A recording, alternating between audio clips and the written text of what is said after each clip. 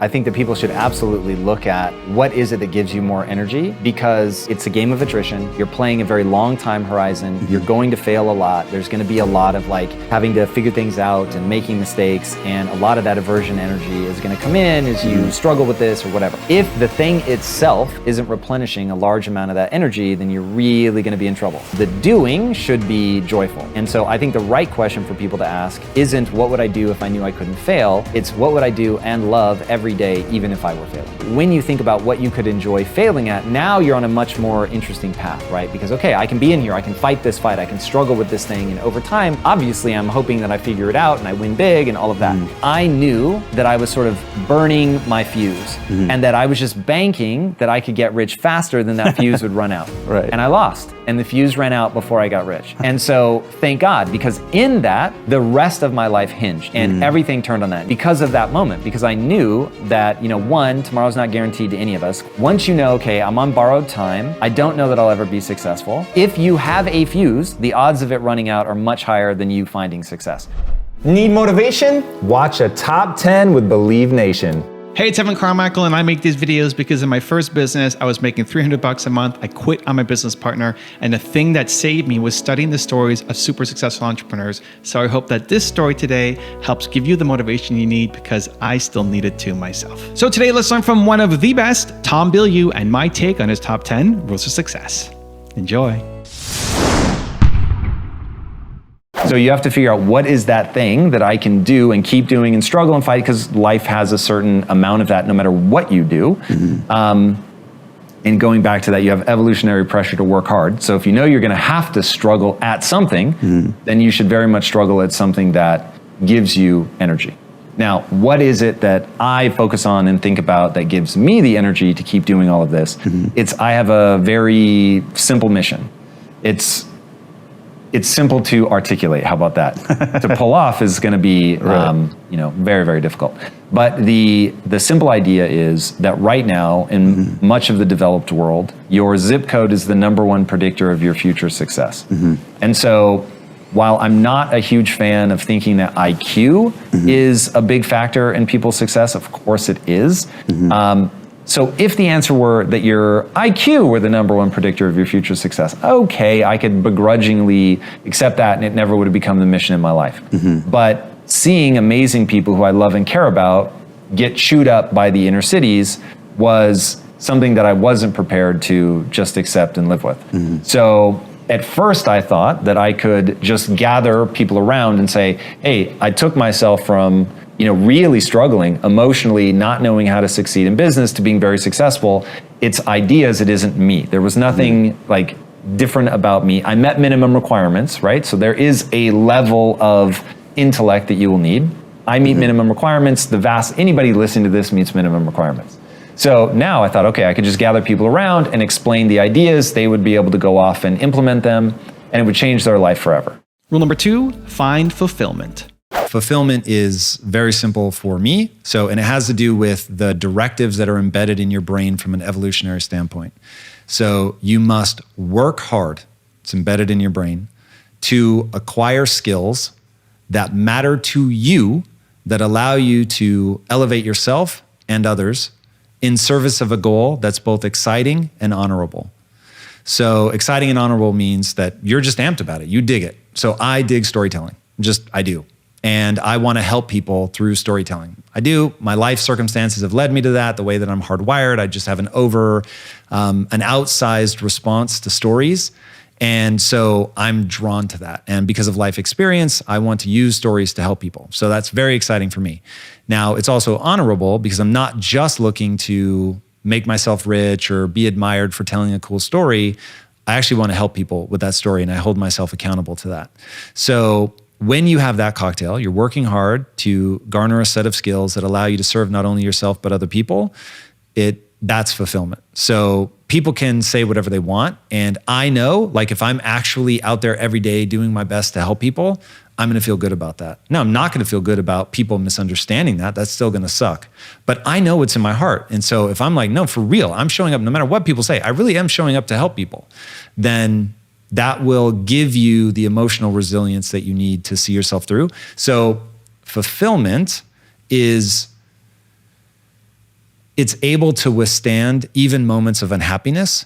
And when you have fulfillment, the thing that you believe in that you're fighting for, then it gets easier to push through, whatever frustrations, difficulties, the mob coming after you, whatever. If you don't have that, and you were just trying to be famous or get approval, and it feels like the entire world is piling on you, you just are like, yeah, I'm done with this. So there really has to be something you're fighting for. Rule number 3, shift your mindset. What I learned long before I actually became successful was that success wasn't going to change my insecurities. And I think most people go into it thinking that success is going to eradicate their insecurities. They look at somebody that's successful with this admiration.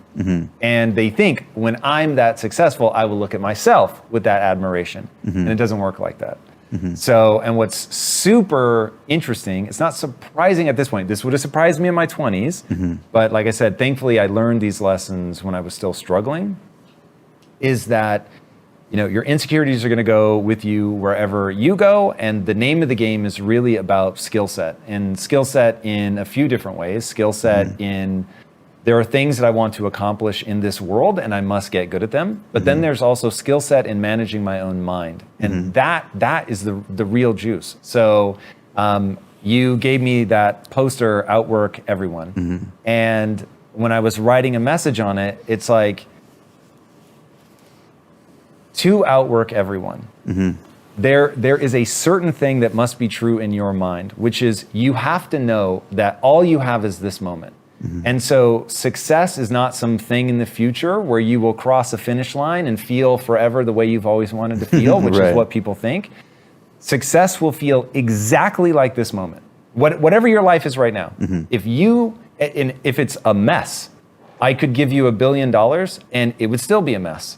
And so understanding the name of the game is really to optimize the way that you respond to your environment, the way you respond to your challenges, the way you respond to difficulties. That's it. Rule number 4, use anger as fuel. One, I believe doubt is a gift. Let me say that again. I agree with Doubt is a gift, man. If you know you're going to do something, that you will stick with it, you're not afraid to pivot or change directions, whatever, but that you know you're going to go after the things you care about, and you're going to go after them hard, and you're not going to stop when you get tired, you're not going to stop when you get bored, you're going to stop when you're done. Like, when you know that about yourself, then doubt is a gift.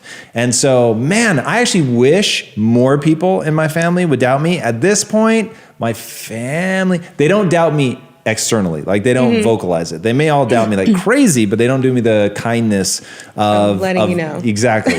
So the reason that is a gift is because I believe that human beings are wired to leverage two different things. One, the beauty of what you're trying to create, the people that support you and love you and want to see you succeed. Like, that's amazing. That feels good. It's going to give you energy. And I think you should spend 80% of your time there. There are times, however, especially when something gets really hard, really painful, that, and I've talked about this before, but if you're doing a research on pain tolerance, the one thing that they know universally will allow somebody to tolerate more pain is anger. Actually expressing anger. So if you put somebody's arm in an ice bucket and make them hold it there, like at first it's not so bad, but then it really gets to the point where like, this hurts. And when it gets to the point where it hurts, if you want, it's something like 30% longer. If you let people go and like really express like anger and rage, they'll be able to deal with that 30% longer. So there is something, you're able to marshal the body's resources when it gets really hard. So in those moments, that's when I turn to the people that hate on me, that want to see me fail, that doubt that I can do it, like, and use that in that aggressive, dominant way to really push through. And like, under no circumstances will I let that person be right.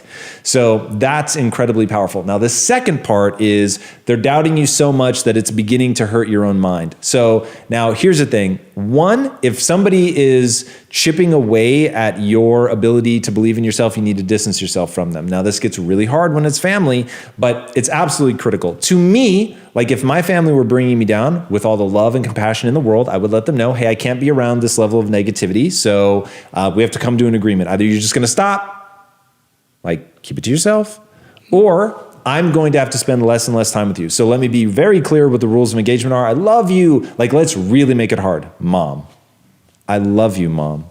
I love you more than you can imagine. I love being around you. I want to spend time with you. But the things you're trying to do to protect me, because her intentions almost certainly are good, the things you're trying to do to protect me are actually eroding my confidence. I would not words like this, these exact words, okay? This is the exact conversation that I would have with my mom. So it's beginning to erode my confidence. Confidence is one of the most important things that anybody needs to cultivate if they're going to go on to be successful. So I fully understand that you only have my best interest at heart, that you really want to help me and you want to make sure that I don't make a mistake that could be very detrimental to my life and my career and where I'm headed. So I understand that those are all really, really beautiful intentions, but they're having this unintended side effect. So because of that, I either need you to stop or I'm going to have to spend less and less time with you, which would be utterly heartbreaking for me. So let's agree to disagree. Let's agree that when we come together that we're going to talk about positive things, beautiful things, wonderful things. And then if she can't help herself, stop spending as much time with her. It's that simple. It's not easy. I get how painful that would be, but you have to. And when she then calls and is like, you don't come around as much anymore, you say, we had the conversation. I was brutally honest with you, what I need to protect my self-confidence. I know that you don't mean to do it, but you're still doing it and I can't be around it. So until you can figure that out, and let me tell you all the times where you were saying this, that, or the other. And again, I'm not questioning your intentions. I know your intentions are good because that's immediately where she's going to go. But I'm just trying to protect you. Like I say those things because they're not really negative. Why are you taking them negatively? This is your fault. You can hear words like that. And so you just need to be abundantly clear. I have a line in the sand. I love you. I have all the empathy and compassion, but I'm not going to be around that. So, and then as you distance yourself, she will change her behavior or she'll entrench. If she entrenches, you know everything you need to know about her mindset. That's toxic, whether it's your mother or not. And then if she doesn't entrench and realizes, whoa, like even if I believe to the core of my being that I'm not being negative, those things are perceived as negative. And that's one thing that you can say that'll lighten the load. Hey, maybe those things really are positive, but just so you know, I'm interpreting them as negative. They're affecting me at a visceral level as negative. So for me to keep coming around, they have to be excised from our relationship, period, simple. Also, to make sure you're actually taking action after watching this video, I've designed a special free worksheet just for this video. The worksheet will highlight all of the lessons learned in this video, as well as pull out our 3 favorite learnings and quotes that will inspire you to actually do something. The worksheet will also give you space to write down what your key takeaways are and your specific plan of action to make sure you're getting results. If you want the worksheet designed specifically for this video, absolutely for free, there's a link in the description below. Go click on it and start building the momentum in your life and your business. I'll see you there. Rule number 5, never give up. Because most people hit a gazillion emotional snags Right, exactly. as they go through this, they derail themselves. They don't listen to the truth of their failure. They don't want to own it because it sucks. Every time, Omar, that I realize that I have screwed up, that I am wrong, it sucks. I don't enjoy it. But the thing that keeps me going is recognizing that that is the nature of progress itself. And that if I fail to look at what I can control that I could do differently next time, I'm either going to repeat the mistake or I'm going to quit. Now, the bad news about success is it's a game of attrition. And the really bad news is that to move forward, you must be willing to fail a lot. Because failure is the most information-rich data stream that exists, because it hurts and you actually tried something. So you tried something, there's real world results, those results hurt.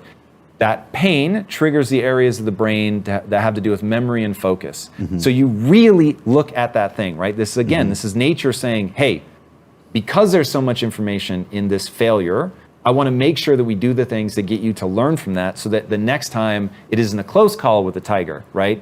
That either you can really keep distance, you're not putting yourself in that kind of dangerous situation again. And then obviously the people that really got themselves in trouble just got eaten, and so they're all wiped out. And so that becomes this loop. But every time you fail, you get this aversion response. Where you don't want to do this again. You don't want to look at it. You don't want to face your inadequacies. Right. And it's really rough. And then it's magnified 1,000-fold by social media. Because now 1,000 people are telling you that you're a moron. So it is this and you really have a team and money and time and energy and you magnify that 1,000,000-fold because now there's a lot at stake for a lot of different people. And so most people, they just can't keep iterating. And so it is the game. And there's, as far as I can tell, and look, I'm constantly updating my mental models, but as far as I can tell, that's the ground floor. That really is the physics of progress.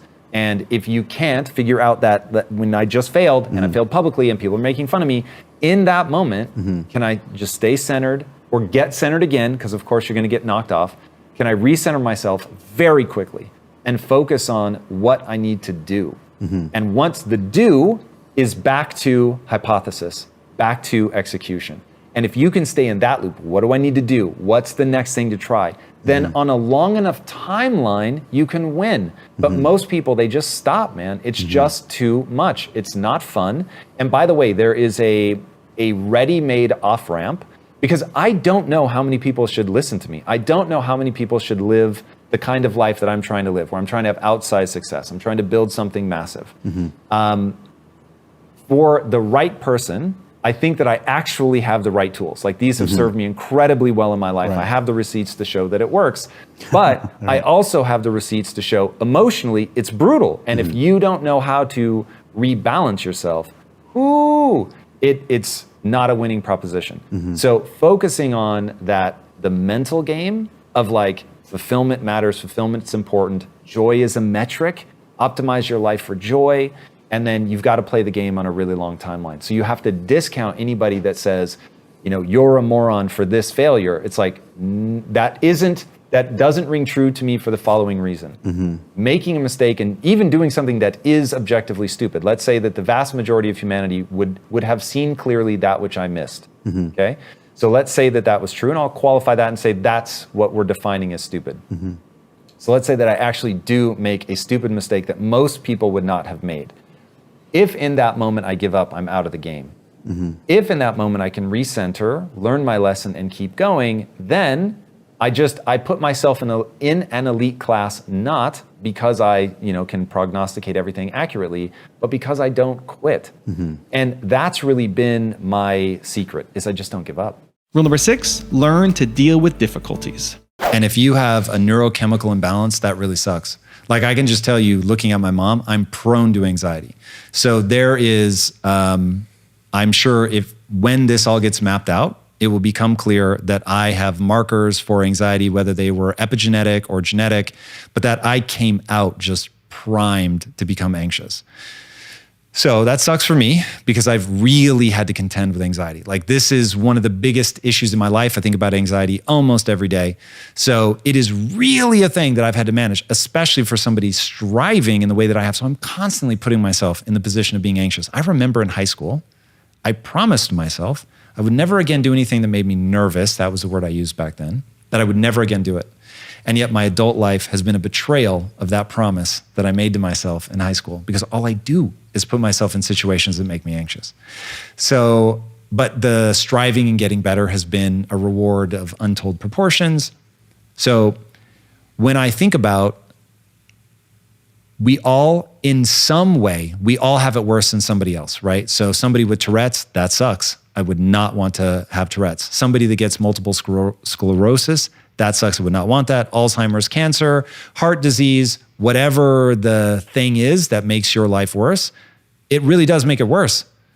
But the only thing that compounds that problem is to lean into that it sucks to be me. Whereas take Stephen Hawking, right? What are you going to say? What advantage did he have, right? Like, he literally couldn't move. So in his early 20s, he starts losing every function that he has other than his brain. And he realizes at one point, this sucks. But in fact, he has a quote. Oh God, people are really going to hate this. Stephen Hawking, okay? Quadriplegic, in a wheelchair, basically can blow in a straw and move his eyes. I think towards the end, like, he could only move one eye. I mean, it was crazy. So this guy, there's just not a lot he can do. He's been spoon-fed since he was like 30 years old. Like, crazy, crazy. Imagine not being able to like go to the bathroom by yourself forever. Like, every time. I mean, crazy. So this guy says, what I have found is that no one will help you if you don't help yourself. And it just is, man. We look at somebody who despite all of that, is like trying to make contributions to physics, or that, ended up being his shtick. And he just realized that I can actually get help from people, but not if I'm not helping myself first. It's just something that we respond to. Are you optimistic? You talked about this cultural movement.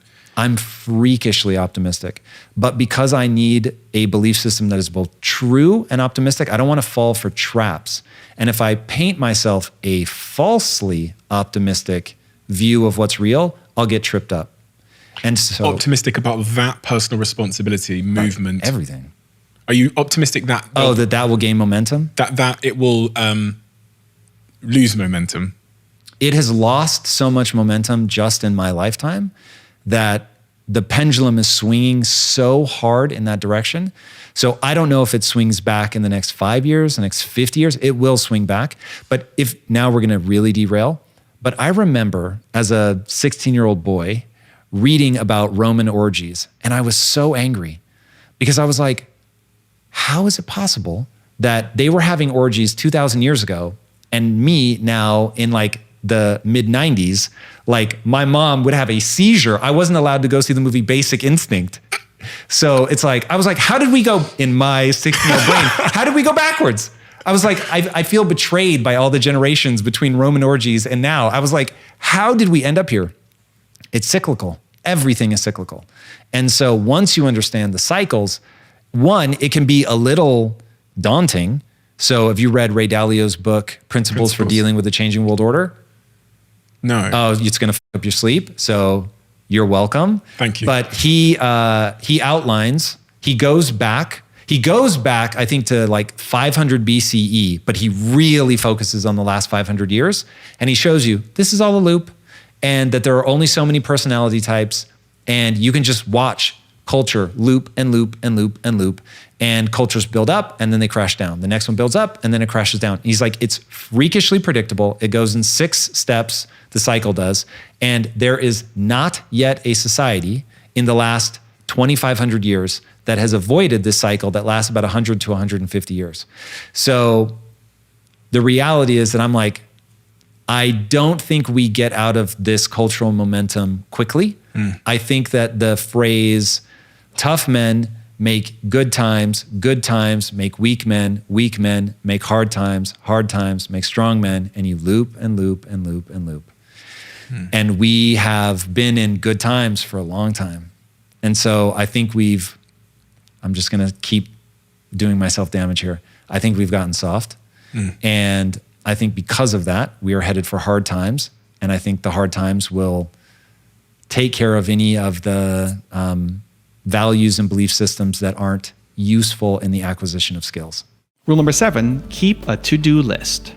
I'm not joking. When I look at my important time that I put on the schedule at a minimum from 8 to 10, and I try to make it like from 6 to 10, like that time is aggressively and only about execution, doing things. So my list is literally prioritized by lead dominoes. What's the highest impact thing? But I also try to keep it to really painful stuff. All the things that need to be done that I don't like doing. Like contracts. Like contracts, right? So it is an absurd amount of hours that in my important time, it's just contracts, right? Because they're important, because things will stop in the contract phase because it's like, there's always something better to do. So like just making sure that every day I've got the time carved out to do that and the myriad other things that I don't enjoy doing, to make sure that I'm not pacifying myself because I get a chance to come on here and talk so passionately about what we're trying to accomplish that, dude, it would be so easy to like 5 years from now, just still be talking about it and like, hey, coming soon, and never actually moving it forward. I have forced that to become the most terrifying thing in my life. So yeah, don't do that. That is a very real thing about the human condition. Your mind will be pacified simply by thinking about it. So you've got to hold yourself to a standard of execution. You've got to like keep a list and say like, hey, like date it if you have to. So I put this on my list back in July. Oh my God, July. Like it's June and I'm still not done. That's madness. And so that you have that level of accountability to make sure that you're checking things off and moving on, and that it really was a lead domino. Like audit yourself. Did I choose the right things to put on my important list or not? Or did like I go nowhere from these things? So yeah, the human mind is pacified by thought alone. You're gonna have to put things into practice to make sure that you're actually getting things done, and then audit yourself to make sure they actually moved you forward. Rule number 8, don't plan for failure. If you're already in a job, you're making some money, there's no reason to quit your job and all of that. Like keep paying the bills. But in terms of what's that real vision that you're trying to build, don't like nickel and dime yourself with like, I'm going to have 3 things. It's like pick a horse, ride it, right? So let's just beat this analogy to death. You're in a room, there's 1,000 doors. Your job is to shut 999 of them and walk through one. So don't plan for failure, because then your mind is thinking about all the things that you don't want. You get what you focus on. So if you're like hedging and like planning over here, like instead take our boy Richard Branson's path, which is I'm going to launch an airline and I'm going to protect myself from the downside. So I'm going to make Boeing agree contractually to buy it back if my airline doesn't succeed. So there's no reason not to protect yourself from the downside there. I'm a huge believer in that. But in terms of like, what is your path? What are you trying to accomplish? What is the thing that makes you feel come alive? Like do that. Like don't try to have a bunch of different things. You will be so distracted. You won't do any of them well. So pick one thing, go hard, and allow for the like emotionally prepare. I may fail spectacularly in an ugly, horrific fashion, but I've done everything I can to protect my downside. I really believe in the thing that I'm doing, and I really believe that I'll learn from the failure if it comes. I'm not going to think about it. I'm not going to plan for it. I am literally, I have a why. There's something that I believe in so much that I'm prepared to give myself to it completely. And I think that notion of give yourself completely to it. Like I am not conflicted about what I'm trying to build here, which is why I don't mind dedicating 7 days a week. I don't mind spending an inordinate amount of time on it. I got, my wife and I did it together so that we could be growing together, like spending money on it. It's just not a problem because I know exactly what I'm trying to do and I know why I'm trying to do it. Rule number 9, reinvent yourself. Do I still want to strive enough to make it worth not going and doing that peaceful, stress-free life, which for me would be writing, just write full time. I have enough money. I never need to work again, ever, not a single day in my life. So every day that I choose to go to battle, I'm choosing to go to battle. And so the second that the answer is no, it isn't worth it anymore, then I would go do that. And I would just write. And knowing that I have that in my back pocket is extremely liberating. So I know at any time I can stop, I can detach, I can not continue to pursue this. And that has allowed me, it's like this magic trick that allows me to carry a lot more weight, to deal with a lot more stress, because I know every day is a choice. And so that allows me to have fun. It allows me to remain playful. It is like when I think about how much stress I've taken on in my life with business, I wouldn't have been able to do it if I couldn't imagine a life that would be just as awesome. And so there's a parallel life where I'm a writer and I chill and spend time with my wife and, whatever, learn languages and just travel around, whatever. Like that'd be awesome. I would love that. So I just love this one a little bit more. But if this diminished in its joy, I've got this other thing that would be so dope. So yeah, I don't have any sort of like, oh my God, what would I do? And I remember, so I've proven this stuff to myself. And look, never teach something that you're not living it. That every word out of my mouth, I live. And I realized that I could very easily just detach myself from the success, the achievement, the whatever, because when we left Quest, it was like, just done. And it wasn't hard for me in the slightest. Like Lisa really was part of her identity. So for her, having been a founding member of Quest, like it was hard. Like, in fact, I still think she sees it as like her child. Whereas like people will almost remind me, oh yeah, that's right. I did build Quest. I don't think about it. It's not a part of my identity.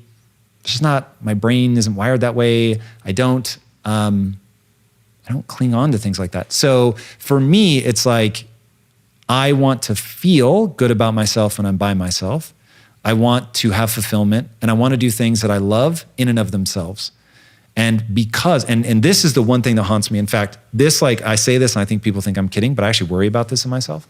So I have one thing in me that is problematic. It's the very thing I have to struggle against in business. Like I'm constantly having to course correct. When people hear me teach the opposite of this, is because it's the lesson that I need to constantly remind myself. I really believe you can do anything you set your mind to, but not everything. And that really bothers me. And I'm not sure why, but something in the way that I view the world, my belief system, my value system, the natural rewards that I get for, like even in this podcast, we've covered a lot of weird things. And I can talk pretty deeply about a lot of different topics because I love that. I want to be able to go deep on a lot of different things. I don't want to do just one thing. And so that is the one thing that haunts me is I could give something up and go do something else very easily. My identity is not tied to this, that, or the other. But I want to do everything I want to do. Why? The question I get asked the most is, Tom, how do you find your passion? And I walk people through the process. You don't find it, you build it. Now, one thing that I worry about is because all of our minds are different, and because there's a region of the brain that I just recently learned about for determination, where they can hit you with transcranial magnetic stimulation, hit the region of your brain that deals with determination, and you'll be like, I can do it. I know I can do it. What can you do? I don't know. I just know I can do it. So they can actually trigger this sense of like, I won't stop, I'm gonna do it. But you have no idea what it is that you're not gonna stop doing. So there's all these weird things. So anyway, there's a region in your brain for motivation, which only reinforces this idea in my head that maybe I'm just really good at building desire. And so over my life, I react to things very strongly. And then when I like something, I pour myself into it and I remind myself how much I like it. And I tell other people how much I like it. And I do it in this embodied way where I get really excited. And so I've reinforced all these things in my mind that I really like. Like I really like Japan, man. I really like anime. I really like manga. I really want to make like those essay anime videos that people do and like get into some really obscure anime. And I want to watch every anime on Netflix and like write books about that and write books about why as a storytelling format. It's just different, man. Like I'm obsessed, but I also want to learn Greek. That would be dope. Learning Greek, like with my wife, I'm super passionate about that. At one point we were gonna move to Greece and I was gonna learn. I promised myself at one point I would get published in Greek, like this whole thing. I also wanna write a book. This mindset stuff, man, it's really like a big thing for me. But by the way, nothing gets me like storytelling. So I really wanna tell my stories, but I also like video games. So it's like, yo.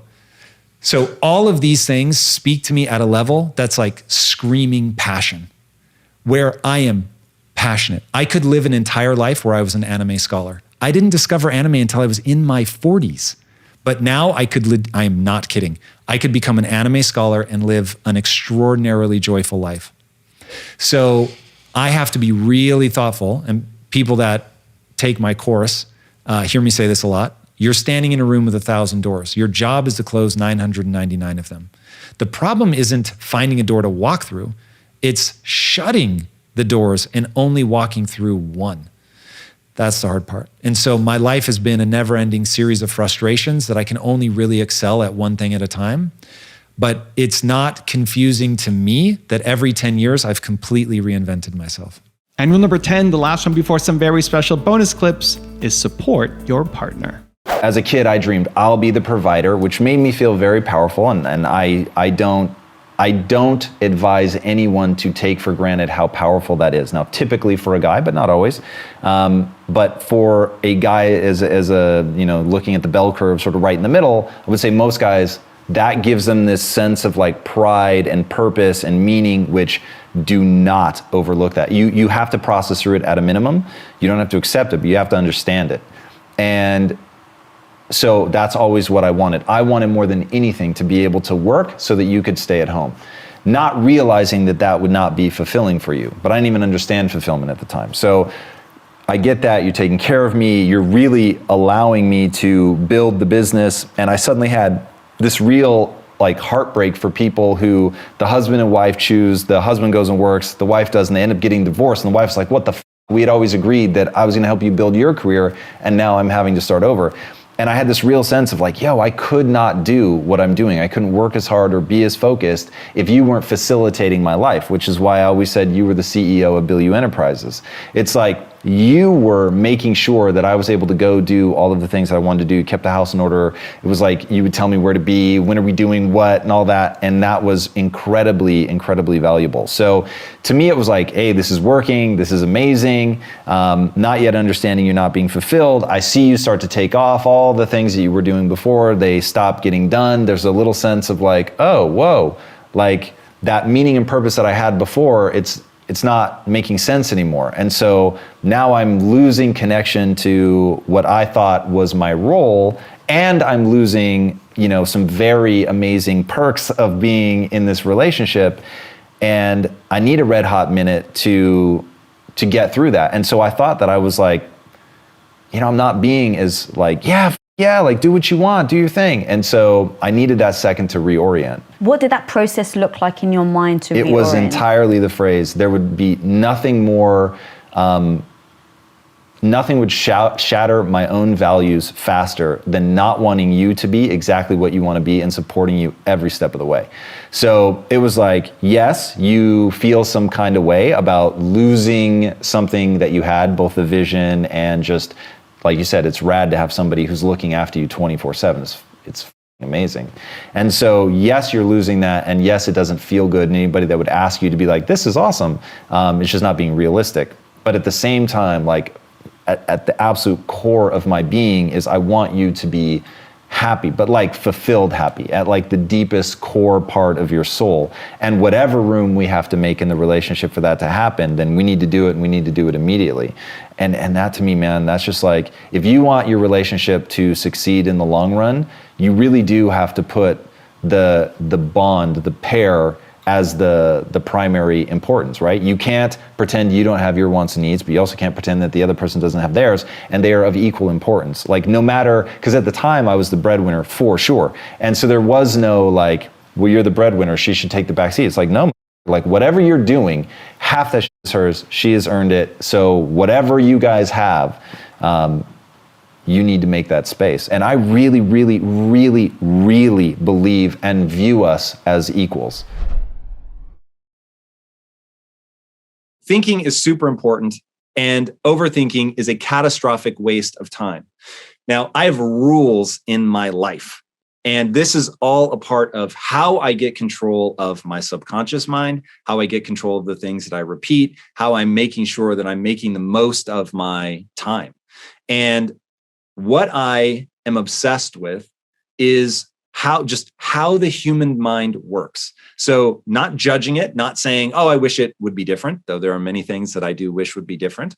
I focus entirely on recognizing the truth of the way the human mind works.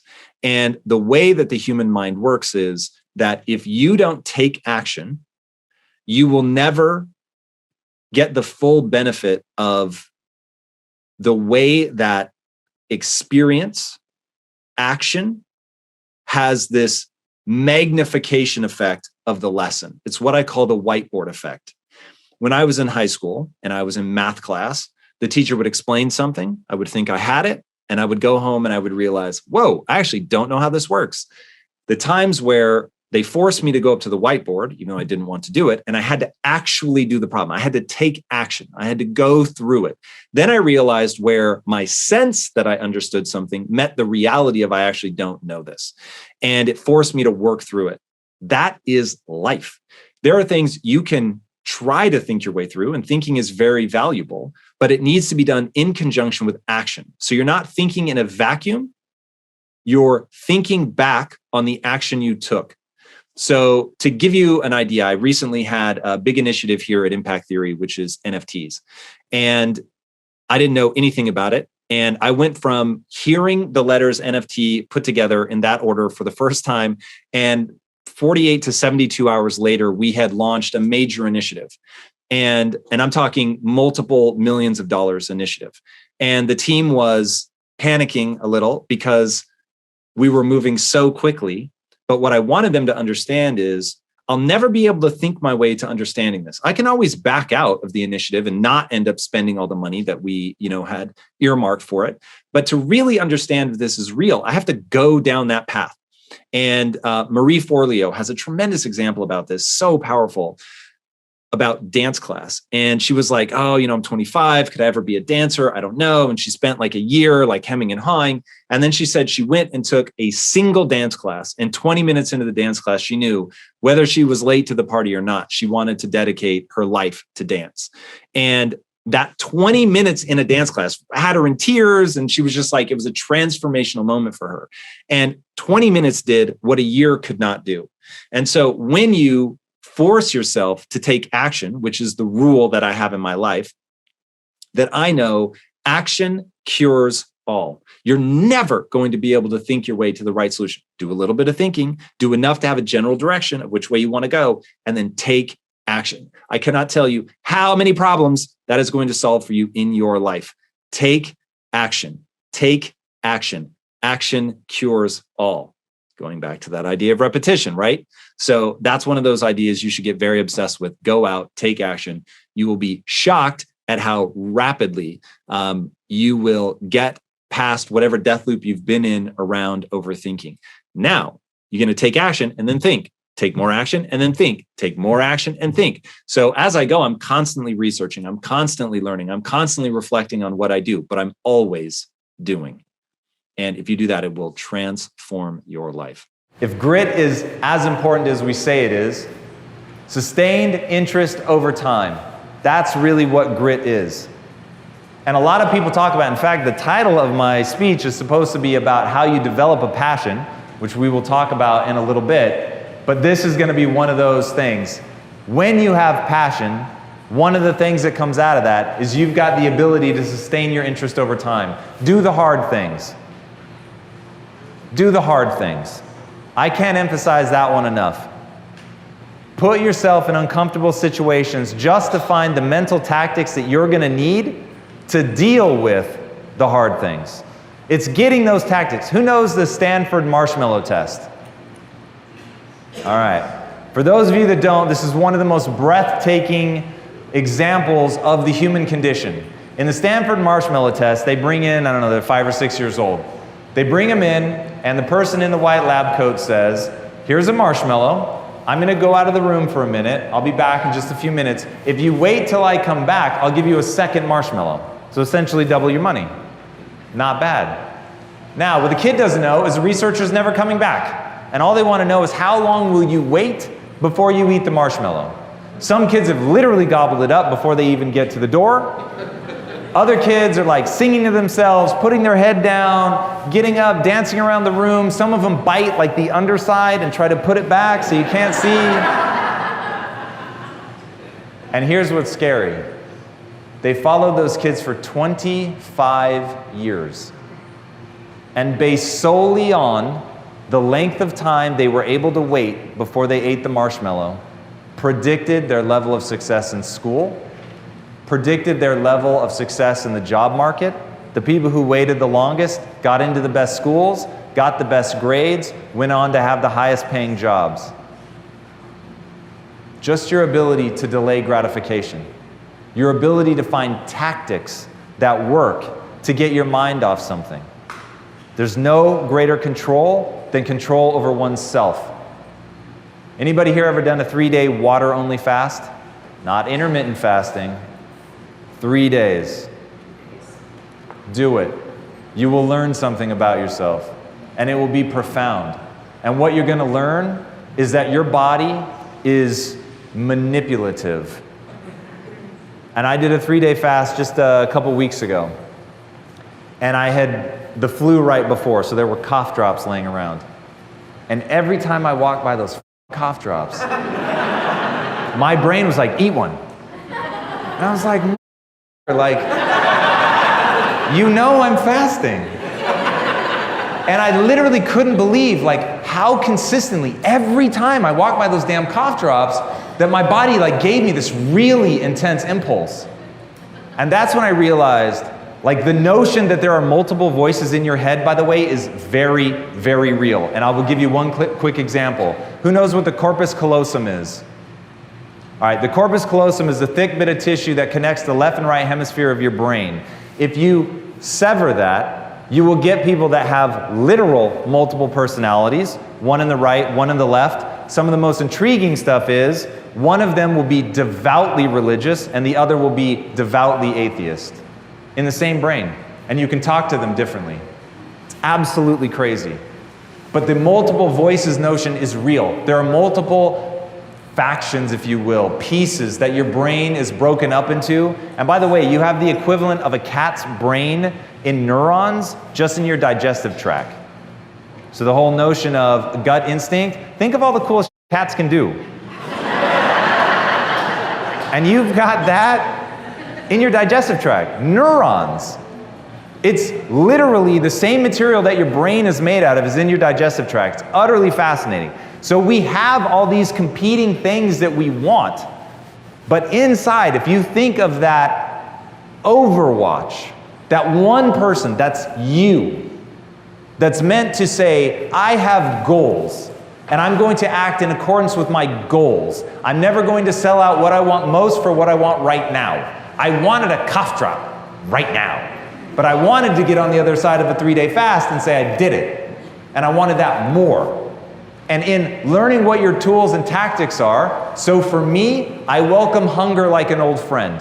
And I literally, people must think I'm schizophrenic because you'll walk into the room and I'll literally be like pinching and poking at my fat, going, hunger, thank you. I'm so glad you made it back. It is so good to see you. I'm glad you're here. I know that you're oxidizing my fat, and I'm very grateful for that. So thank you. And in doing that, I reframe it not as something that is unwanted or painful, but as something that is doing exactly what I want it to do. And learning those mental tactics, that's the game. Learning those mental tactics, that's the game. That's how you're going to get good at whatever it is that you want to do. If you want to start a business, learning how to deal with your employees is absolutely critical. But let me tell you right now, if you lash out emotionally, your employees will lose respect for you. But it's just like the cough drop moment. Now, if somebody had seen me walk by the cough drop, they wouldn't know that I literally had to stop myself from lunging at a cough drop. They didn't know that because I have control of myself. I've practiced things like that. I do 3-day fast. I do what I call bright lines. So I have a bright line. During the week, I don't eat my second meal before 11:30, under any circumstance. My wife one time brought my food 30 minutes early.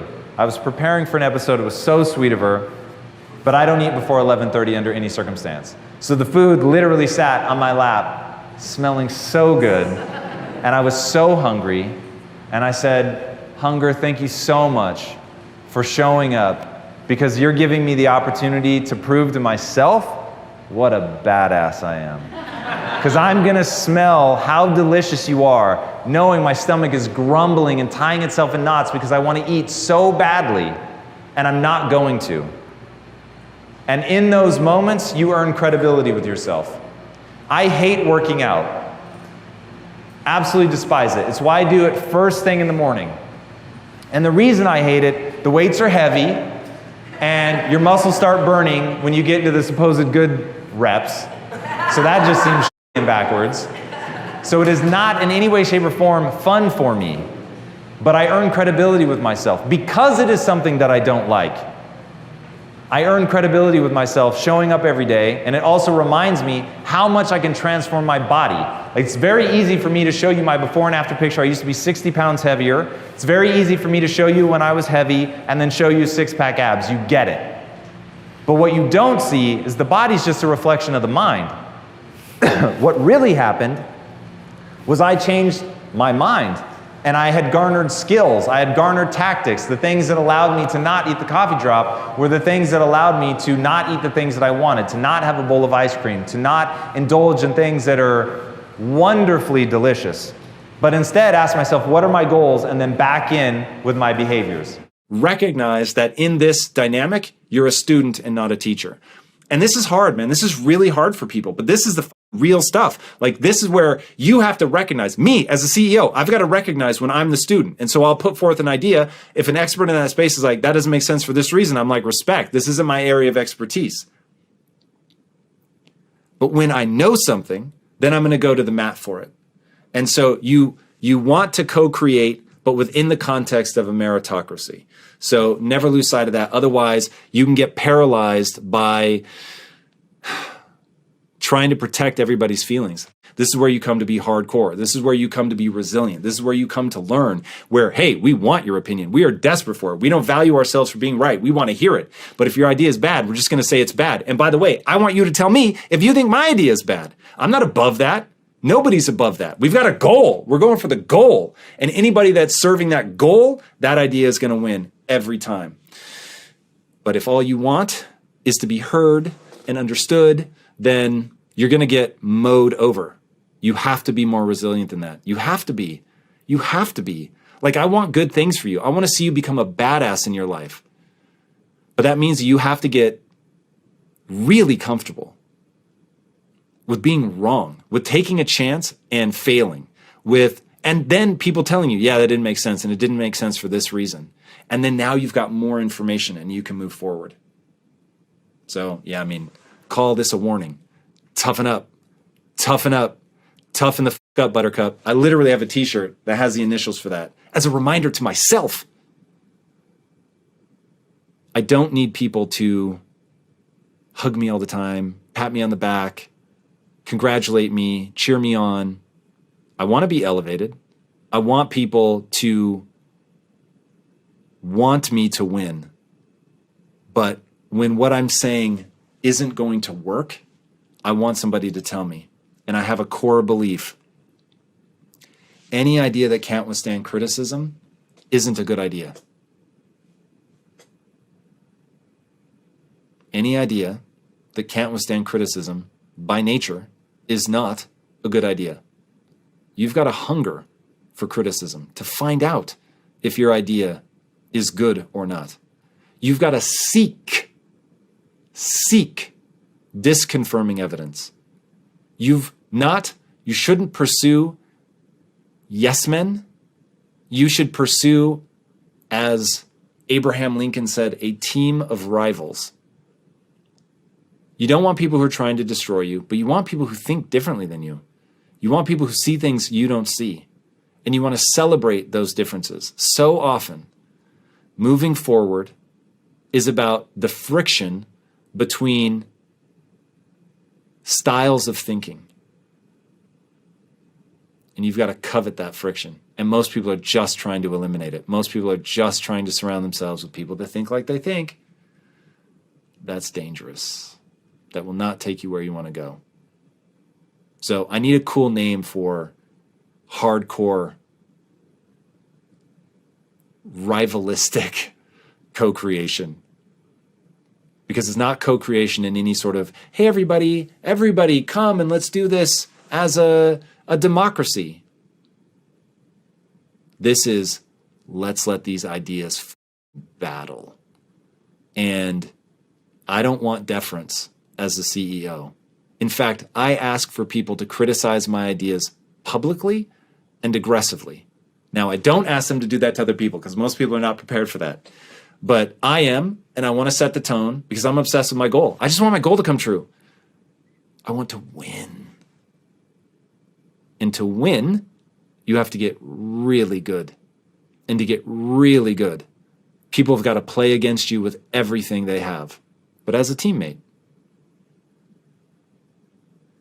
this is a team, not a family. One, perfectionism isn't going to be the thing that serves you. What you want to do is focus on what goal are you trying to attain, and then what's it going to take to get to that goal. 99 times out of 100, when you're doing something, let's say at 80% perfect, you get the result, you get the vast majority of the accolades or the success metrics, all of it can be got without having to go all the way to that last 20%. And that last 20% is when you can drive yourself absolutely insane. So you want to be really thoughtful about what standard you're holding yourself to, because if all you're thinking is, man, it's all the way or it is nothing, then what you have to admit is your goal is perfection. Your goal isn't the thing you're trying to accomplish, right? The goal isn't to be a better parent or a better spouse or better your job. The goal as you are behaving is perfection. Now, if when you say, yes, my goal is perfection, it's not the thing that I'm doing, it is being perfect. So if I'm going to brush my teeth, I am going to brush my teeth perfectly. Wonderful. Then at least you're being honest. And just know that by trying to be that perfect, you are going to far narrow the scope of things that you can do in a way that you wouldn't have to, at least not as much, if you were, say, I'm just after this goal by this date, and I may have to win ugly, but I'm gonna get there. Now, that attitude gives you a lot more freedom. You can get in there, you can throw punches, you can get muddy, but as long as you get to the end and you get across the line and you get that victory, and that was what it was about, then things get a lot more interesting. A, you're not gonna be paralyzed by perfectionism. B, you're valuing yourself for achieving that thing, going through it, fighting through the mud, crawling, making mistakes, all of that, but you got there in the end. And then the big thing in all of this is priority order. And this is where people really struggle. You have to be willing to put things in order. Now, this is where people struggle because they feel a tremendous sense of guilt that they have to do all of those things as their number one priority. Let me break that for you. You cannot have multiple number one priorities. You can't do it. So I'll give you my life, how I go. My marriage is my number one priority, my business is number 2, and my family is number 3. That's the reality. Now, I'm sure as my family members, it's not lovely to think that you're in third place, but my thing is, I'm trying to spend, when I spend time with them, I'm spending quality time. I am focused on them. I am 100% there. I'm not trying to be perfect, but I'm completely engaged. And by being completely engaged, they don't feel like they're in position 3 because I've allocated that time to be with them, and I'm not trying to work at the same time that I'm with them. When I'm with them, and that's that. But in terms of making sure that things are done in order, they're in that order. So if cleaning house is really important to you, but it's your 4th priority, then it's gonna suffer. And then the question becomes, why would you beat yourself up for doing things in the right order? So you know that there is a finite amount of time. You know that if these are the 5 things that you want to accomplish, you only have 100% of your time, you're going to allocate a certain percentage of your time to each of those, then what you're saying is, this will get the results that the percentage of time that I've allocated to it allows it to get. And just being really comfortable. So I don't beat myself up over that because I know it's physics. I am up against physics. I cannot slow time down. So the reality is that I'm only going to be able to get so much done. Now, of course, I can work to become more efficient and all of that stuff, and I do. But at the end of the day, I realize that either holding myself to this ridiculously high expectation of perfectionism actually reduces the number of things that I can get done because that final 20% ends up taking more time and energy than the 80% that got the result anyway. So looping around that, instead of saying, cool, I'm gonna get there, I might have to win ugly, but I'm gonna get there. And then putting things in order so that I know, yep, the thing at the bottom belongs at the bottom for a reason, and it is not going to get the time and attention that the other things are going to get, because that's how ordering things works. So you have to be fearless when it comes to putting things in order. But oddly enough, really, really, a lot of people get tripped up with that. Don't let that be you. Own it.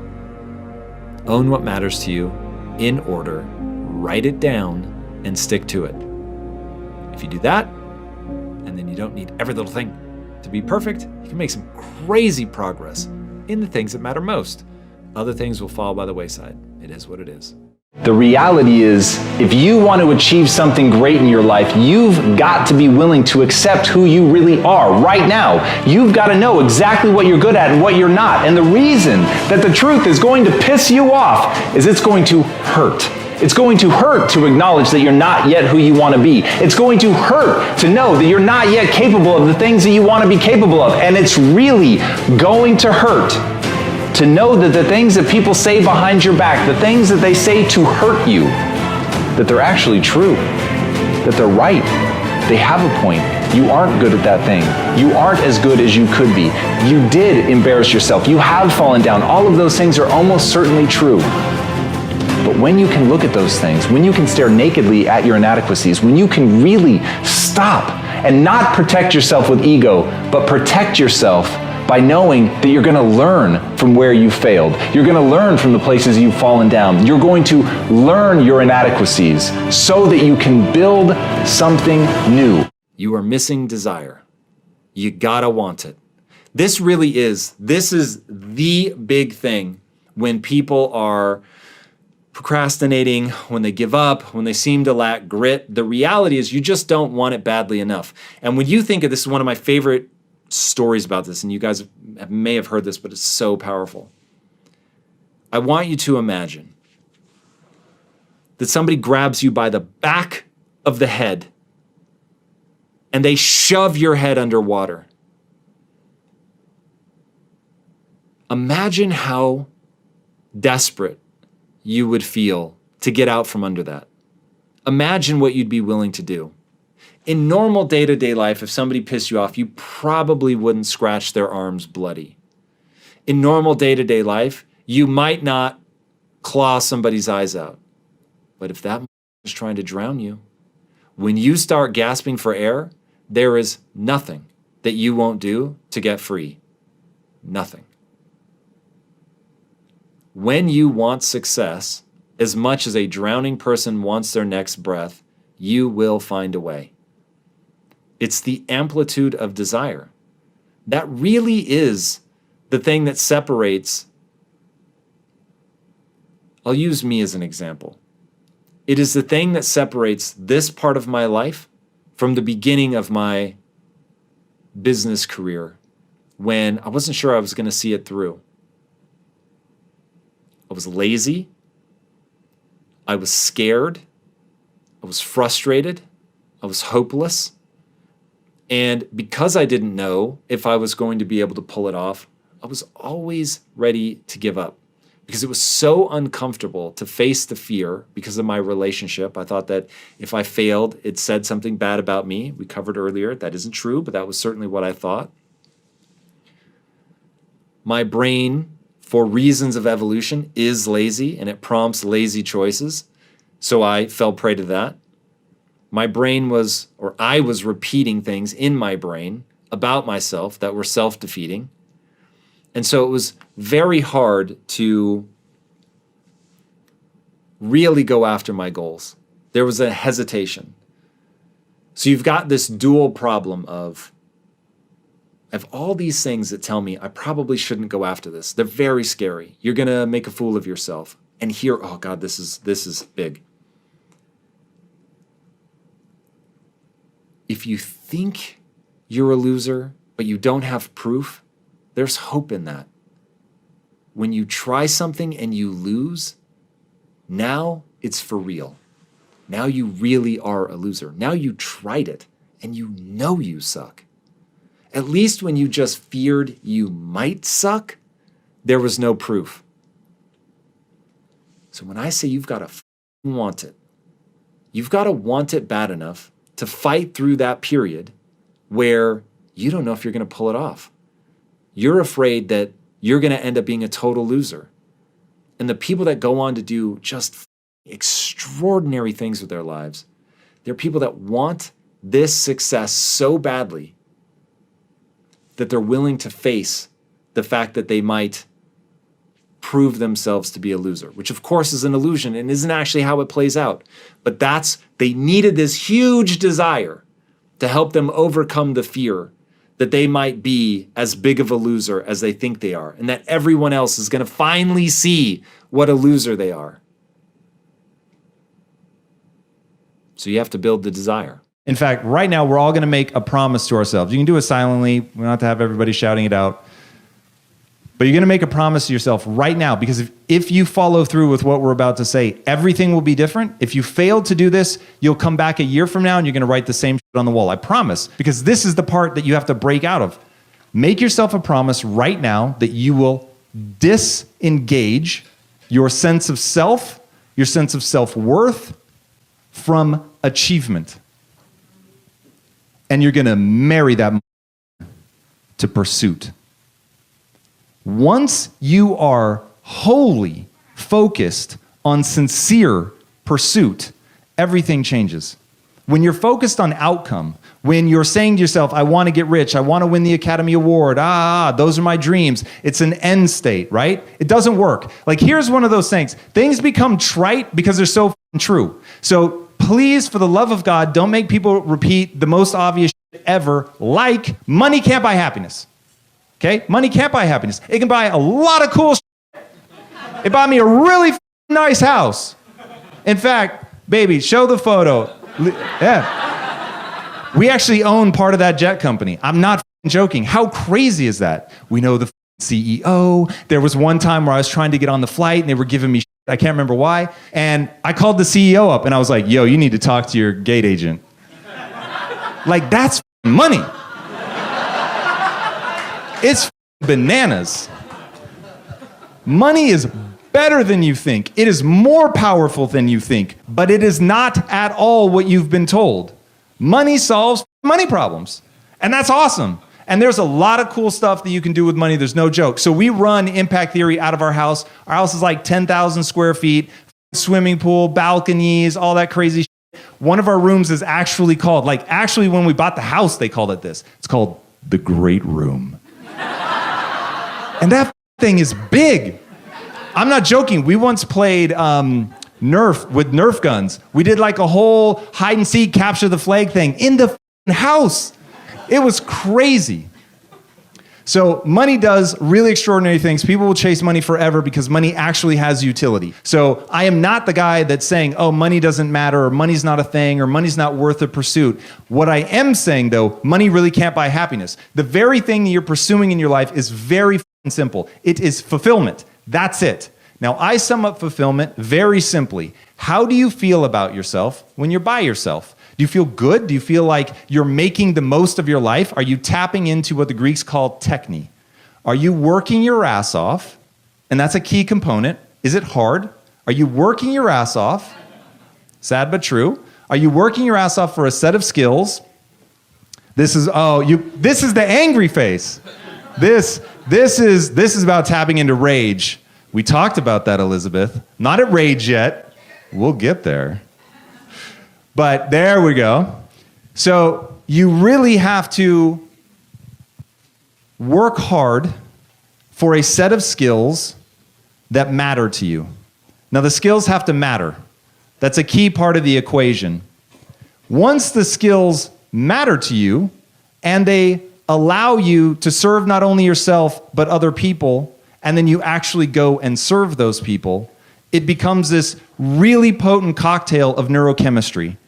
But I want to make sure that everybody understands the game that you're playing is a game of neurochemistry, right? In the last year, at least 2 billionaires committed suicide. So I mean, it's heartbreaking when anybody commits suicide. But when billionaires start committing suicide, if the answer is not just self-evident beyond all imagining that money is not going to solve the problems that exist between your ears, there's nothing more anyone can tell you. A fool never learns. A smart man learns from his mistakes. A wise man learns from the mistakes of others. On this one, I'm begging you, be wise. I'm not telling you not to chase money. I'm just saying it's not going to feed you emotionally the way you think it is. So you've got to completely divorce yourself from this notion of outcome and become completely obsessed with the idea of sincere pursuit. Now, why sincere pursuit?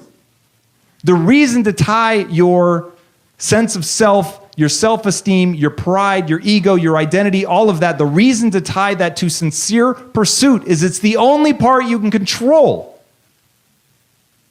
I cannot promise you that you'll ever be successful. You cannot promise you that you will be successful.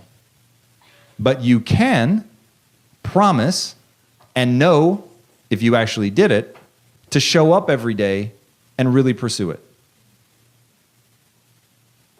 You control your mindset. You control how you feel about yourself. Nobody can actually get you to feel some kind of way about yourself. You allow that shit in, right? That's like the cheesiest self-help shit you're ever going to hear. But it got cheesy because it's so true, so people repeated it a lot. And if you lose sight of that, if you lose sight of what you allow yourself to think is going to control you at a neurochemical level, and at the neurochemical level, that's going to influence then again how you feel and how you think, and then you get into this death spiral where you're thinking negative shit, you believe in the negative shit, which makes you feel badly about yourself, and then you get stuck in that and you can't get out. And you see a lot of that on the hopes and fears. People afraid they're never going to be able to break free. People in this room that took the time to write it down that they were never going to get out of that negative loop. And that negative loop is really real, but here's the thing. The negative loop is based in biology. And once you begin to understand what the biology is exactly, then you can begin to take control of your life. And step one in the biological train is to break the tie that you have between outcome and worth. Once you begin to break that down, then you can step to naked and raw and say, all right, this is just practice. And once you're in that mode of practicing, you're in skill acquisition mode. And the name of the game is skill acquisition. Like, it really is sort of that dull and boring. It's just about getting so good at something that you can't be denied.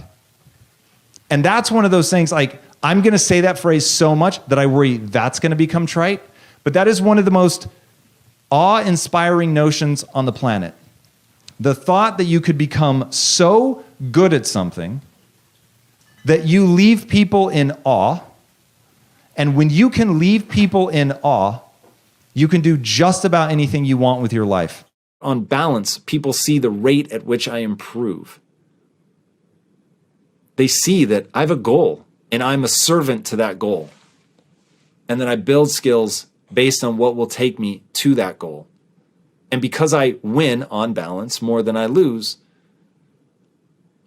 people still follow.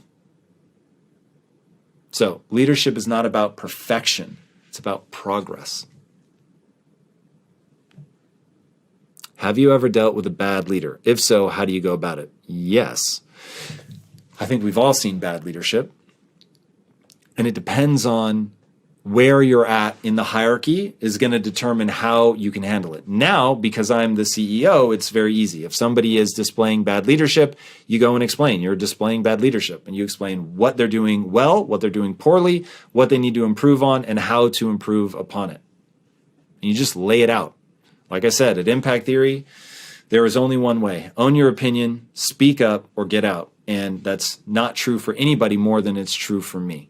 So I have to tell people exactly what I think they're doing right, what I think they're doing wrong, and then help them adjust. If you are reporting to them, then it becomes a very different game. Now, I would hypothesize that if you have a toxic leader, somebody who is not going to listen, somebody who is abusive, whatever, that you have two choices. You can either outperform them and go around them, which I would never be shy or bashful about, or I would leave the company. But personally, I would not just sit there and suffer in silence. So at the end of the day, you want to play a long game. So, outperforming, I cannot tell you the number. I almost got in a fist fight once because I got hired at the same time as another guy and just kept getting promoted above him until I was his direct boss. And he was very displeased by that. Nobody, well, I won't say nobody, most people can't handle that. And in that, you have to figure out how to get around somebody that's toxic. On the other hand, if they aren't toxic, but they're just displaying bad leadership, an open conversation with them is the first place to start. Give them a chance to improve based on improved understanding. So coming to them and saying, hey, I feel like you led me astray, or I feel like I'm not getting what I need, or whatever the problem is, in very simple, clear language. Don't do it cruelly. Don't try to be punitive. Don't set out to make them feel bad or stupid. Just say, hey, here's what I'm looking for. Here's what I don't feel that I'm getting. And I would love to discuss if there's something that we can do so that I can get these things that I need, either from you or from somebody else. But oftentimes, people don't realize where they're going astray. And oftentimes, people have never had that kind of direct and open feedback. Now, it is going to sting. That is going to hurt them. And I would actually encourage you, it might be worthwhile to get one of their peers to come into that meeting, which of course they're not going to love, but you're going to avoid a he said, she said moment. And this is where the culture of the company comes in. At Impact Theory, we tell people that they need to do that. So if you've got conflict between two people, you need to bring somebody in that can sort of mediate that disagreement so that we can figure out what's going on. We are not an organization where it's like, hey, go tell HR. You need to tell that person directly. You need to let them know if you don't get the response that you want from them, go to somebody else. This is not a company where you suffer in silence. This is not a company where you bitch behind people's back. This is a company where you speak directly to people. Now, a lot of people can't handle that. And I get that there are realities to be faced about feeding your family, keeping a roof over your head, all of that. There are also realities to be faced. Not everybody's like that. There are amazing people out there that are extraordinary leaders. There are companies with incredible culture, and you can find them, but you have to look. So in this particular example, it starts with very direct, open, and honest communication done in a way that is protective so that you've got somebody else there so that there's, not going to be some claim about insubordination or whatever. And if you really are looking for a solution and not just a punishment for bad leadership, then you guys can work together and hopefully get exactly what you want. But open and honest communication is the path. You have a sufficient why, you have a sufficient level of excitement. Now, all of a sudden, the behavior of getting up and doing that thing takes care of itself. So one of the most important things you can do in your life is to realize that it's critically important to be excited about the things you're trying to wrap these routines around. I see so many people fighting this ridiculously uphill battle to do a really hard thing that they don't care about. I have a really hard time doing things that I don't care about. So I'm always focusing first on getting myself to the point where I care. Now, that may mean that you have to change your life. If you hate your job, hate the things that you're doing with your time, step one is to start doing things that actually give you more energy than they take, that are exciting to you, that you're amped about, that seem worth pursuing, that you look out into your future 3 to 5 years. You know where you want to be, and you're taking meaningful steps to get there. Having a dream that is exciting and honorable, and you know that if I do this thing today and tomorrow and the day after, and I can make it a habit, and this becomes my routine, now I'm really making meaningful strides towards my goal. All of a sudden, when you don't feel like doing it, you just remind yourself what you're chasing. You remind yourself what that goal is. And most importantly, you remind yourself why you're pursuing that goal. It's a great Nietzsche quote. A person with a strong enough why can survive almost any how. When you know why you're doing something, because it is so thrilling to you, the thought of having that thing is so rad. The process of getting it, you've invested in, and you're even enjoying that process. That's when it's easy to get that new routine, because you have to let the old routine atrophy. But the only way to atrophy it is to replace it with something else. Just not doing anything isn't necessarily going to atrophy those sort of old habits, those old desires. You've got to give something new that you can lean into, that you can be excited about, that you can pour yourself into, that you can fantasize about. I'm going to have that future. That's going to be mine. And I'm doing XYZ thing, and it's actually moving me towards my goals. When you have that sense of progress, and you know, if I keep doing this and pouring myself into this, look, I am getting better. And if you take the rate at which I'm improving and stretch it out over 3 or 5 years, or if you're willing, 10 years, it is crazy. It is absolutely, utterly life-changing. When you're pouring yourself into getting better at something, it is life-changing what you can do in 3, 5, 10 years. So now when you're thinking about it, you're talking to yourself about it, you're talking to other people about it, all you have to do is change your routine and you get that thing.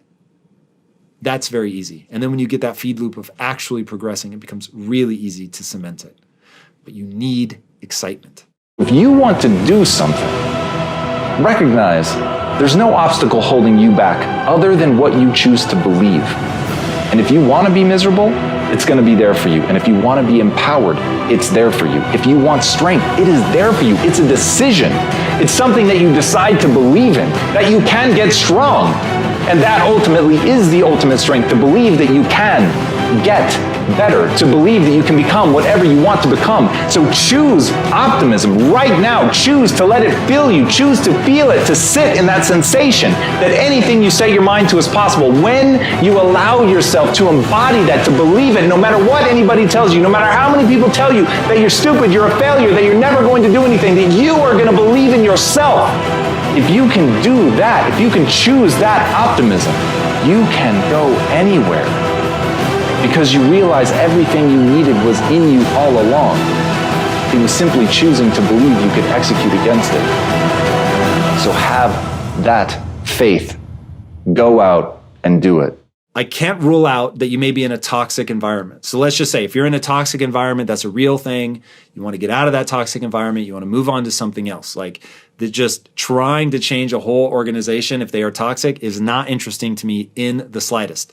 Now, toxicity comes from insecurity. So if that helps, it actually does help me to know that when people are mean-spirited, when they like to see other people fail, it's all coming from their own insecurities. I find tremendous emotional relief in that. Now I want to talk about being low. In a non-toxic environment, while I don't think anybody races to have others witness them at their worst, we've all been there. We are all deeply flawed, emotional creatures. And showing vulnerability should never be frowned on. For you, forget how people are reacting, right? So there's wallowing, and that isn't interesting. Shouldn't be interesting to you in yourself or in others. There is wanting sympathy instead of empathy. So sympathy is feel bad for me. You should never want that. Empathy is understand where I'm at. Being seen is rad. And my wife and I have an agreement. I don't want sympathy from her, no matter how hard my life gets. Empathy, desperately. And the way that we've always explained it to each other is, if I'm ever knocked to my knees, I don't want you to get on your knees with me and cry. I want you to extend a hand, tell me how much you love me, pick me back up, brush me off, and remind me of who I can become. That's rad. So I'm not worried if she sees me low. I'm not worried if my team sees me fail.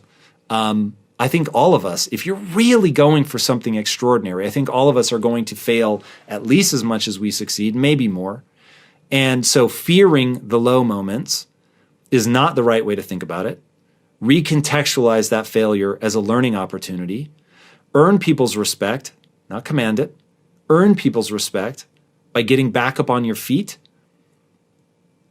not asking people to feel bad for you, focusing on the learning opportunity, show that you have a growth mindset, get your ego out of the way, focus entirely on getting better.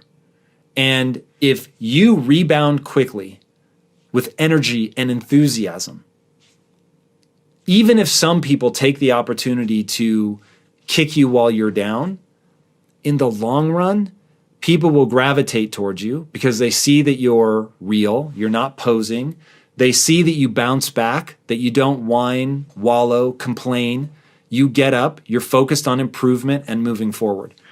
And look, the reality is getting great requires you to fail over and over and over. There's an amazing quote by Winston Churchill, and he says, success is the ability to go from failure to failure to failure without a loss of enthusiasm. And you just can't worry about what other people are thinking when you're down. You have to go, cool, this is a learning experience. I'm going to get back up. And your response to that shouldn't be orchestrated to command respect, earn respect, to even think about people. It should be you have a goal. And you know to build your skill set to the point where you're so good that you can't be denied, that all the booze in the world can't block your dunk. You have to fail. Because it really is. It isn't a saying. Failure is the most information-rich data stream you will ever encounter. In the failure, if you get your ego out of the way and you're not crying about it and you're not, worried about what other people are going to think, you're just thinking, okay, cool, I failed. And if I can understand why, then I can get better. Now you do that day in and day out, all of a sudden you're going to earn respect as a consequence of your just consistent improvement. And if I were going to sum up everything that we've talked about today, it's that.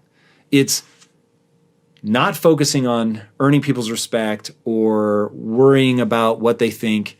It's about the physics of how the world works. And the physics of how the world works is pretty straightforward. You have a goal. You have an idea of how to reach that goal, right? There's an impediment between where you are and where you want to be. You've got a theory about how to overcome that impediment. You try it. Many of the things you try will fail, or they'll be insufficient. You'll assess why it was insufficient, and you'll begin again more intelligently, as Henry Ford said. Failure is just the ability to begin again more intelligently. And you do that over and over and over and over and over, and it's what I call the physics of progress. It's just, you can't boil it down any more simple than that. All right, so don't be afraid of your low moments. If you're in a toxic environment, get out. Focus every day on getting better, and the respect will come as a result of that. You're setting your expectations too high. You're triggering this sense of inadequacy in yourself. So I will tell you that kicking yourself in the ass is super powerful, but my rule is I never do anything that diminishes my sense of self. Why? Because it actually makes you less effective, and effectiveness at moving towards my goal is the barometer by which I judge whether something was a success or not. And if I have made a decision and it moves me away from my goals because it's making me feel badly about myself, because I've set a standard that's too high, I'm nitpicking myself to death, now I'm getting worse, that's moving me away from my goal. And so I'm not going to do that. I don't allow that in my life. I don't allow it in my life. I do not allow myself to do things that diminish my sense of self and move me backwards. So when I feel it happening, I'm like, hey, even if it's true, even if I am the biggest loser that ever walked this earth, reinforcing that in myself will make me capable of less. Therefore, I don't do it. I have a bright line in my life that says I only do and believe that which moves me towards my goals. So we're just going to recognize as we set these expectations that it doesn't make sense to do anything that diminishes ourselves. So we're not going to set expectations that are so high that we know that we are bound to fail, or to set high expectations. I love that. Reach for the farthest star in the world, but don't value yourself for whether or not you achieve it. Value yourself for the sincere pursuit, meaning you really showed up. You really tried to get to that far star, to achieve some insane goal. It was not rhetoric. You really showed up. You got in there. You bled for this thing. But the whole time, you're valuing yourself. You're cheering yourself on because you're really trying. You're the man in the arena, covered in blood, sweat, and dirt. You might be getting your ass handed to you, but you're trying. And if you're trying, then you should be rewarding yourself. And if you're rewarding yourself, then you should feel better about it, which makes you more likely to get back in the ring and fight. And if that is the thing that leads you towards your goals, which of course it is, then we know that we are going to do and believe in that thing. Because now we're in the arena, we're fighting. Our behaviors line up with our desire to achieve that goal. So don't worry about whether or not you actually ever get there.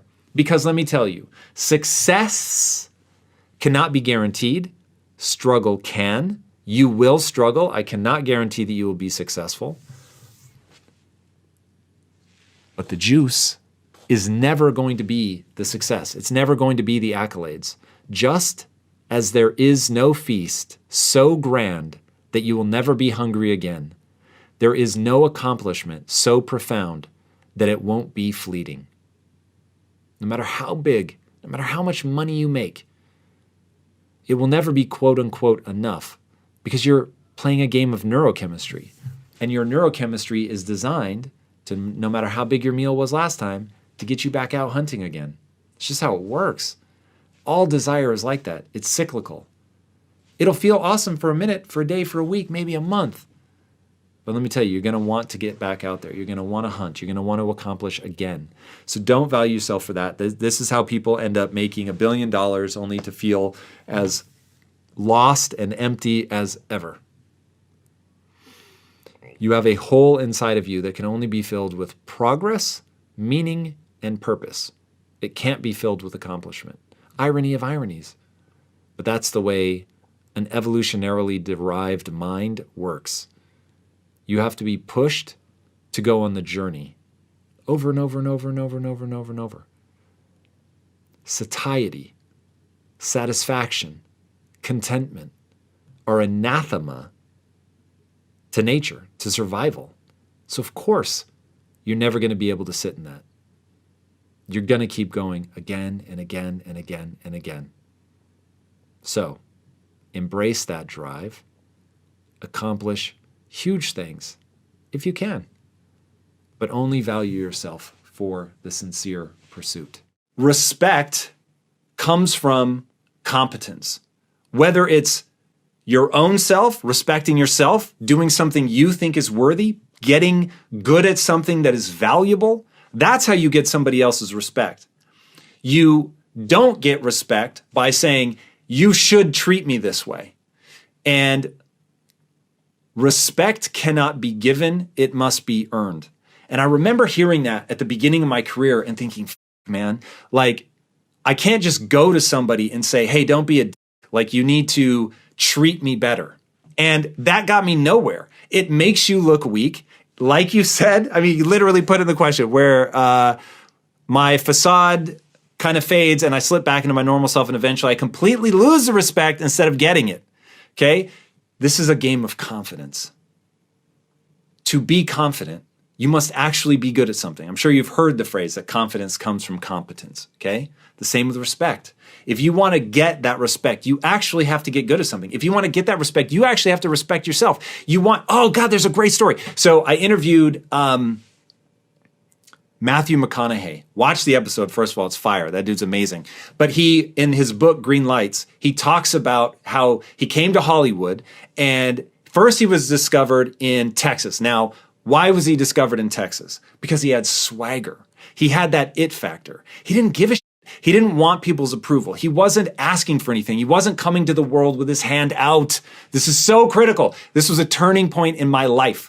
Don't come to the world with your hand out. Don't act like the world owes you anything. The people that are disrespecting you don't owe you shit, and you shouldn't want anything from them. You shouldn't be thinking about them. You should be thinking about becoming a beast that cannot be stopped because you have a set of skills that lets you do something other people can't do. My favorite, one of my favorite quotes all time, certainly my favorite Kobe Bryant quote, boos don't block dunks.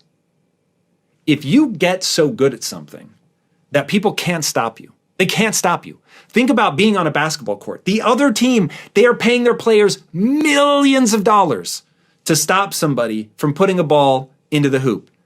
But you can actually get so good that they cannot stop you from doing it no matter how hard they try.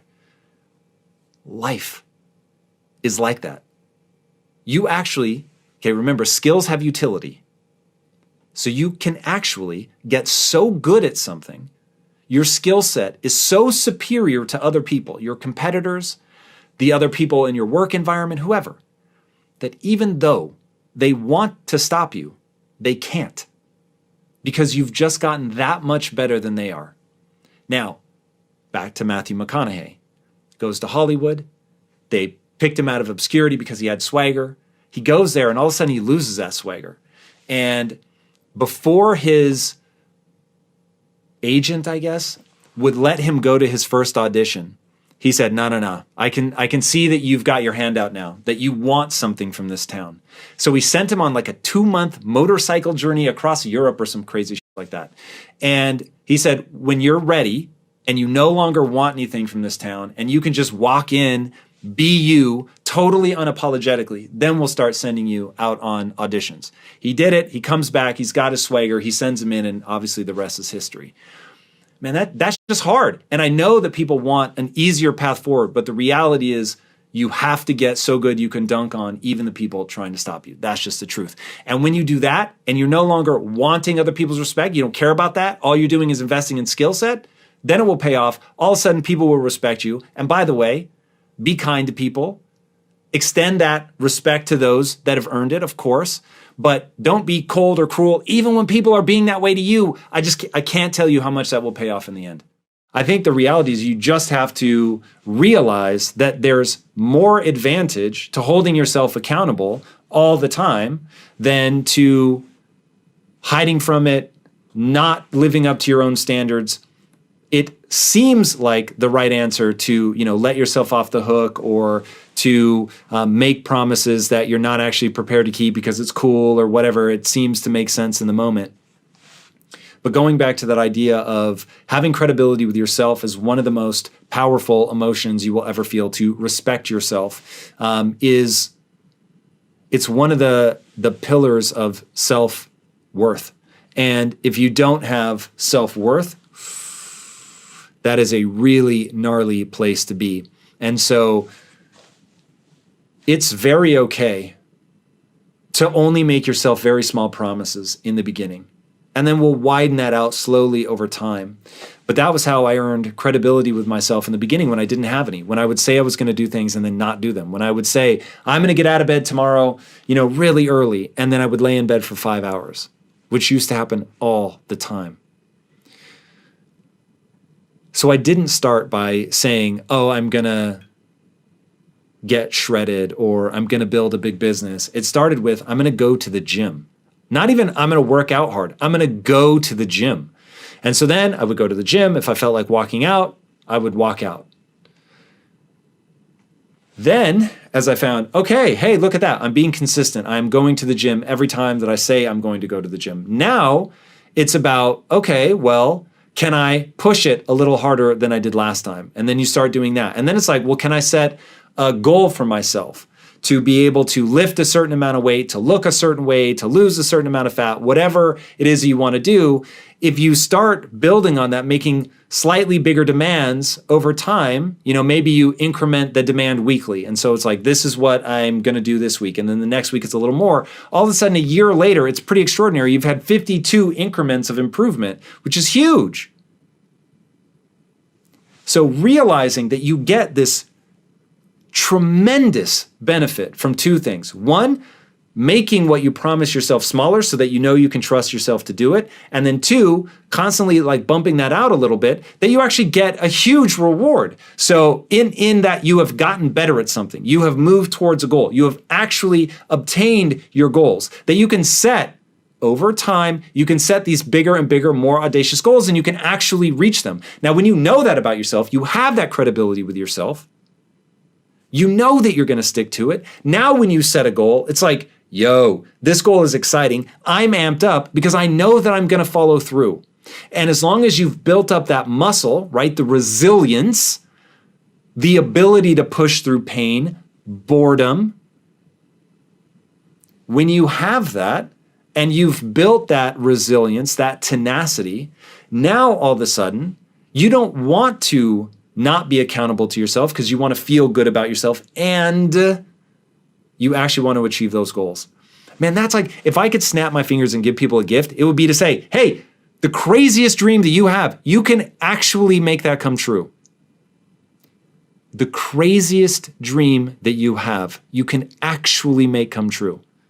That's why accountability is so joyful. You become what you repeat. Let me repeat that. You become what you repeat. Now, if you become what you repeat, and the thing that you repeat in your own head is what a loser you are, that things never go your way, that the world is against you, that you're hard done by, that you're just not talented like other people, that things weren't meant for you. If that's what you're repeating in your head, that is what is going to become your reality. Because if you predict it, right? Nothing ever works out for me. I'm a loser. I always screw things up. Okay. Your brain is a predictive machine. We talked about that before. So your brain is predicting. You're telling yourself on a loop that this never works out for me. I always screw things up. I'm too stupid, whatever. Your brain then is going to expect to see that. And then basically, no matter what happens, your brain is going to find a way to conform that to the narrative that you tell yourself. Okay, and we've all seen people do this, where we're there in a room with them and we see things, whoa, things are like really working out for them. This is going great. And then when they retell the story, they only focus on the negative parts. And it's like, whoa, were we in the same room? Because what I saw was 80% good, sure, 20% bad, but it was 80% good. And all that person repeats is the 20% that was bad. And because that's their habit, that was all they saw when they looked at that event.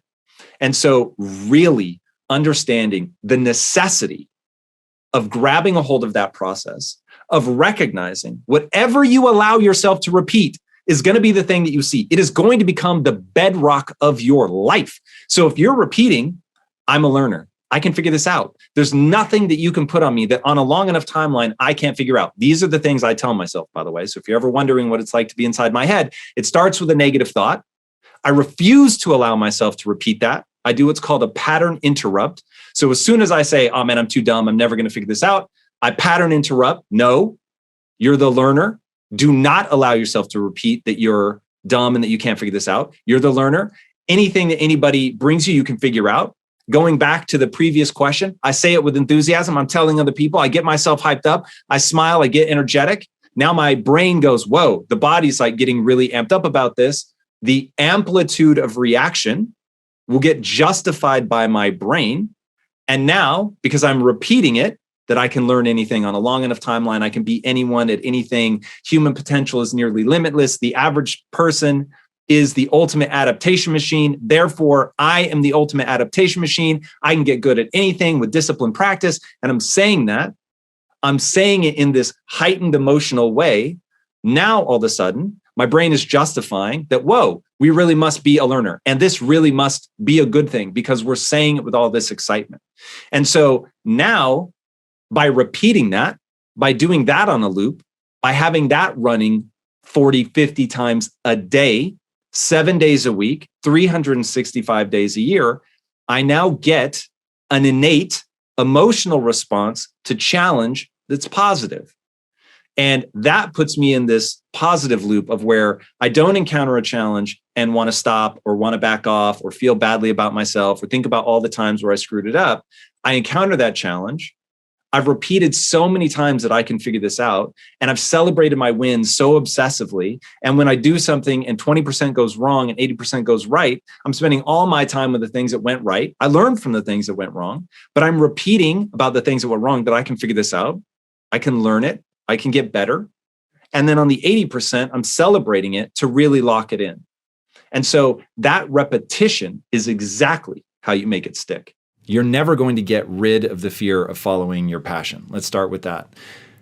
As you said, there is no such thing as arriving in life. And this is one of the main ideas that I want people to really grapple with as you think about how to live your life well, is that there is no success big enough that you can stand in that success and that it will last forever. Really, this is a game of neurochemistry. This is how you feel. This is what stresses you out. This is what do you love. This is an ever-changing roller coaster of emotions. And so understanding that you could fail at a job that you hate, I think this was Jim Carrey's advice to his father, that you could fail at a job that you hate, so you might as well at least try the one that you're going to love. Now, that doesn't mean that we just throw caution to the wind, and we're going to get more into that with some of the subsequent questions, but recognizing that you will never reach a destination. The only destination in life is death, and that is not a worthy aim. You shouldn't be thinking about that or focusing on that or thinking in terms of, I just need to get to 95 or 150 or whatever age you're aiming at. This really is a question about how you want to feel every day.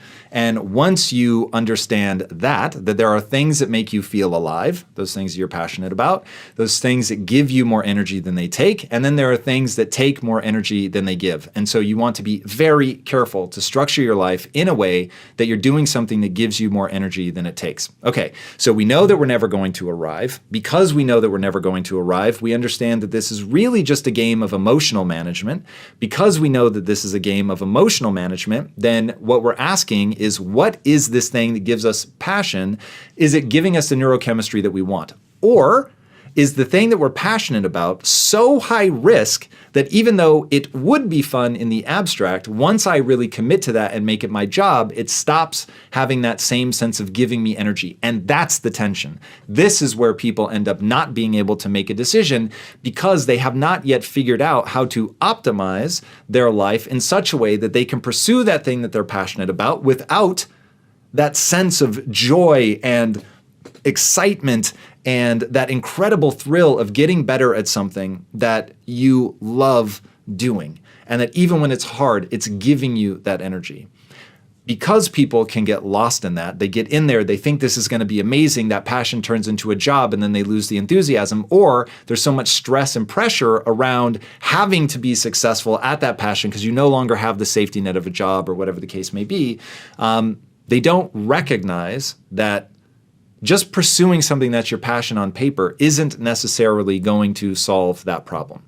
That the problem fundamentally is that life is an ever-changing roller coaster of emotion, and the name of the game is to manage those emotions well. Okay, so how do we set it up? If we have a passion and we want to follow that, how do we do it well?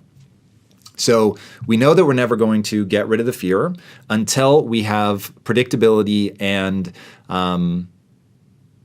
stability in terms of the financial things that we need. And I would say we want to take care of that. We want to make sure that we have as much safety and security on the financial side as we can to give us the room to pursue the things that we're passionate about. Now, the fastest way to do that is to cut your expenses to the quick. If you don't have an expensive lifestyle, this becomes a whole lot easier. And one of the mistakes that people make is they're living a lifestyle that's beyond their means. And so they have to keep making this massive monthly nut. And so it becomes very stressful to pursue that thing that they love. Okay, so we're either going to recognize that we have to reduce our expenses so that we don't have to worry so much about money, or if we already have a job that pays well, we have to pursue our passion in nights and weekends fashion such that we can build that financial stability so that we can then progress.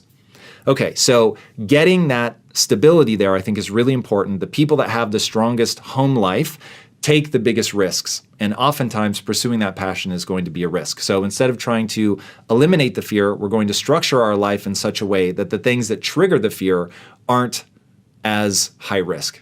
Okay, that's a big part of this. Then we want to make sure that we're structuring our passion in such a way that it doesn't end up robbing us of the joy. So we want to experiment with what our passion looks like as a financial endeavor. And I think that's a very important experiment to run. Again, nights and weekends without making any major life choices is going to be very important. Now, if we're in a situation where the odds are stacked against you, this is where the first two things that we just walked through become incredibly important. You want to make sure that you've got your finances taken care of so that if this fails, that it doesn't drag you down. That will make it not fun. And again, there's no accomplishment so great that you can stand in that forever. So even if you were to be successful, you still have to deal with the emotional management. So do not put yourself in this hyper-stressful situation where you're always living for the future, because the success is not guaranteed, but the struggle is. So the key is to struggle well. That's the answer. Get after it.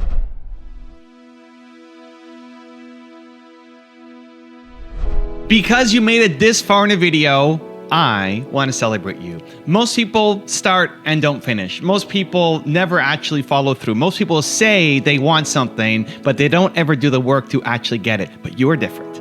You are special. Believe Nation, you made it here all the way to the end, and I love you. So as a special celebration, if you put a hashtag Believe down in the comments below on this video, I will showcase you and celebrate you somewhere on the screen in a future video because you are awesome. For 10 more amazing rules from Simon Sinek, check the video right there next to me. I think you'll love it. Continue to believe, and I'll see you there. There's a great story of two lumberjacks where every morning they start chopping wood at the same time, and every day they stop chopping wood at the same time. And every day one of the lumberjacks disappears for about an hour in the middle of the day, and every day he chops more wood than the other guy. And this goes on for months.